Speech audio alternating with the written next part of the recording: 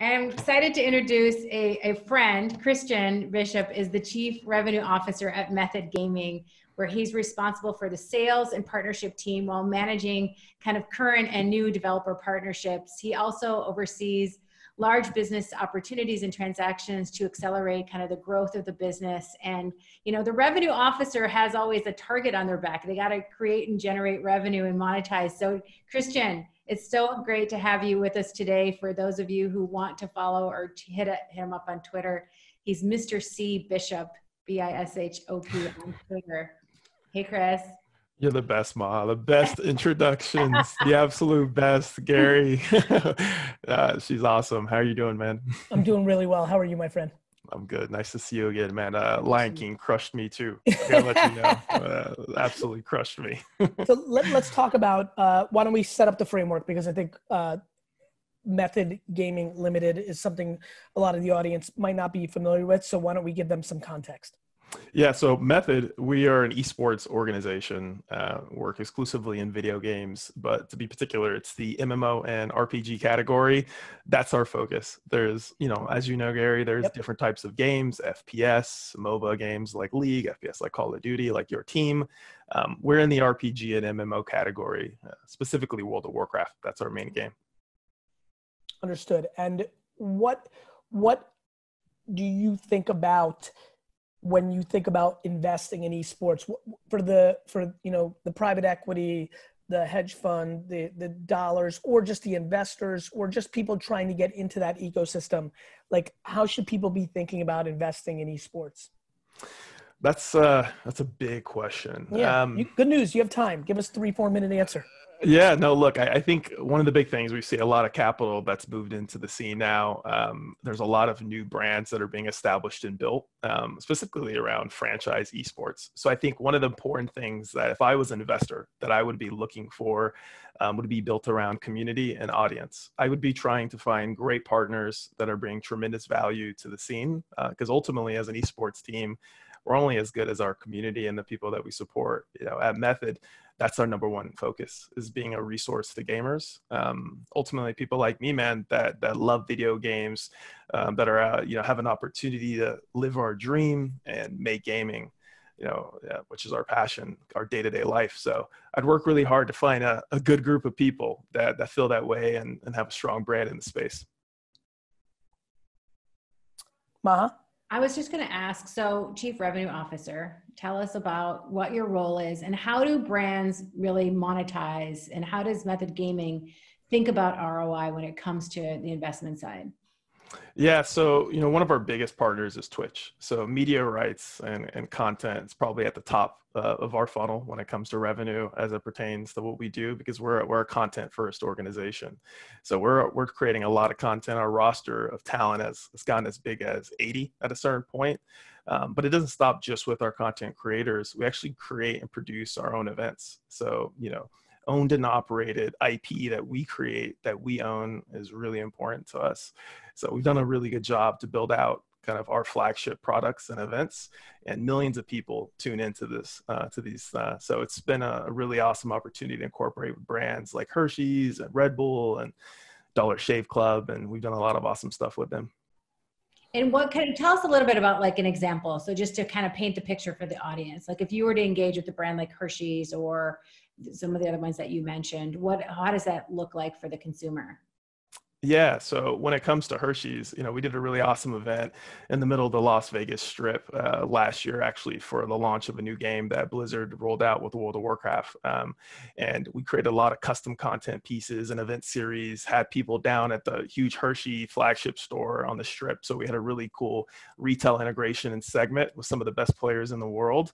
In addition, tons of in-studio segments, on-screen branding, fan engagement campaigns.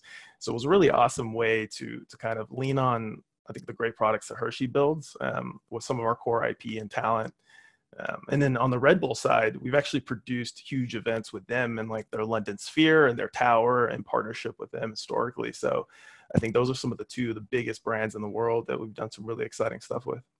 And how hard is it to onboard brands? Like you have to pitch to them to come in and be a part of a community they may not know a lot about, or they may not understand that well. What are some of the key messages or key things that you like to highlight for brands to get them to come into the industry? Yeah, it starts number one with community and trust. I think that's the biggest thing for us. And with brands, we definitely spend a lot of time educating to give them some insight on what we're doing so they're comfortable with it. But also on the flip side, to make sure we understand what's important to them. What are they trying to accomplish? What do they want to do? And really tying it all together to make sure it's a cohesive kind of relationship for the end product. What are some of the white spaces or opportunities that you see that brands are not taking advantage of?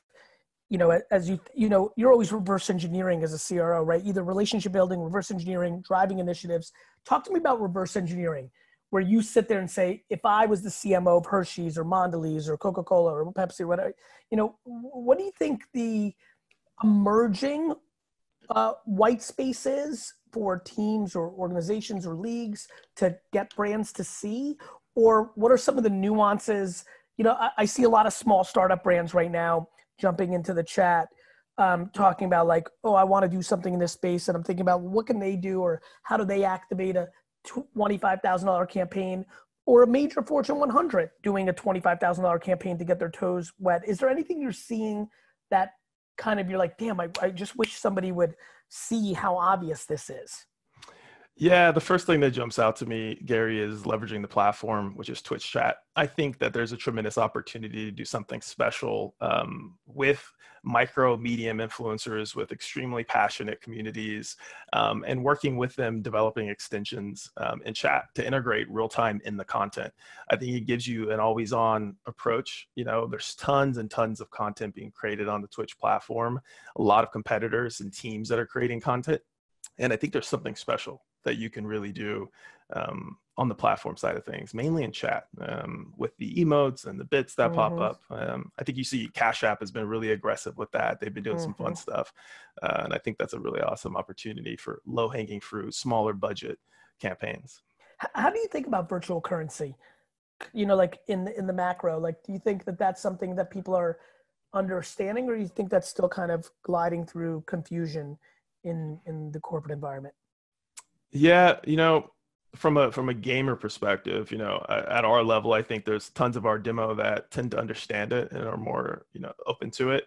And we've evaluated internally, does it make sense to do something with our community, a reward system of types that you've seen some of that getting locked in and announced. On the business level, on a B2B side, you look at Facebook's position and some other companies that I think are trying to figure that out. So I think it's early. I think people are still paying attention, but there's a lot certainly going on the coin side of things.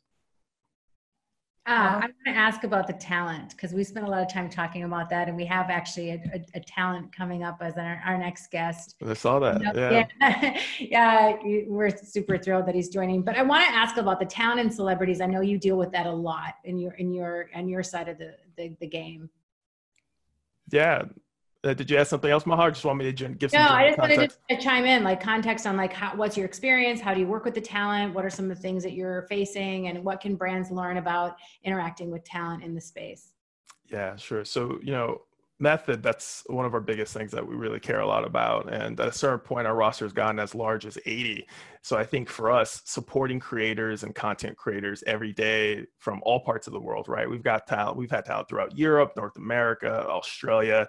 And I think working with brands based on their goals and their market, based on what region they want to push at, and working together to come up with some dynamic, exciting campaigns is something I enjoy a lot.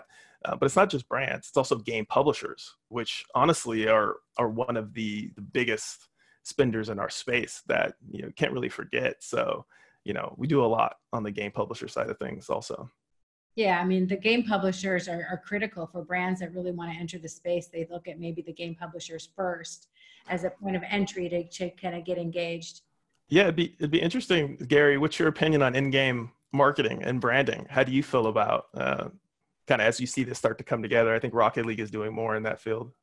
Look, I think everything is in play when context is understood, right? Like when I look at the NBA put the logos of brands on their jerseys, people emotionally fought about that in America versus European soccer forever until it was executed, done tastefully and in a good way, and away we go. I look at QR codes, which are unbelievably successful in other parts of the world, an utter disaster in America because the first 1,000 campaigns with QR codes 7, 8 years ago were garbage and brought no value to anybody who clicked on one of them.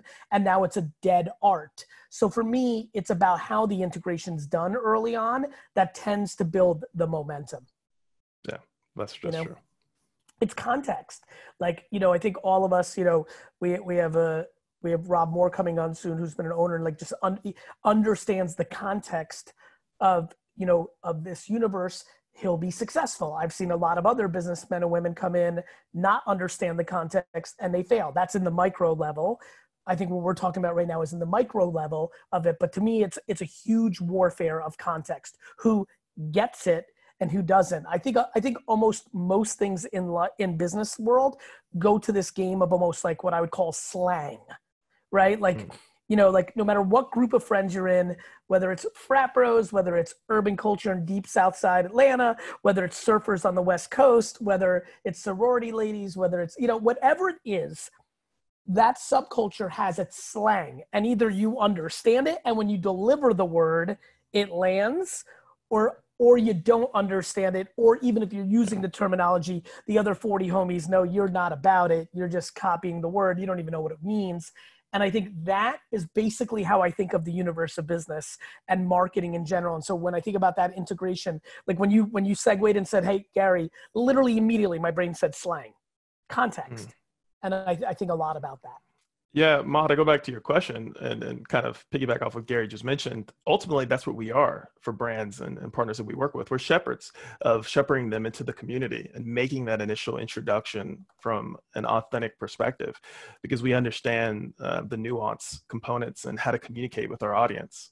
Because it's serving as a resource, as a team for our gamers and our players and the community, ultimately, that's what we do every single day is we're creating content. We're getting those eyeballs, and then what are we doing? We're ultimately monetizing that and building relationships with fans. So being a good shepherd, certainly top of mind. Yeah, I agree. I'm so glad that you got to come on and share your story, and also love your own and operated events. I'm going to keep watching those. I think they're highly entertaining. And I think brands can get a lot of them as well. So thank you for your time today. Thank you. Thank you so much. Thank you, brother. Thank you.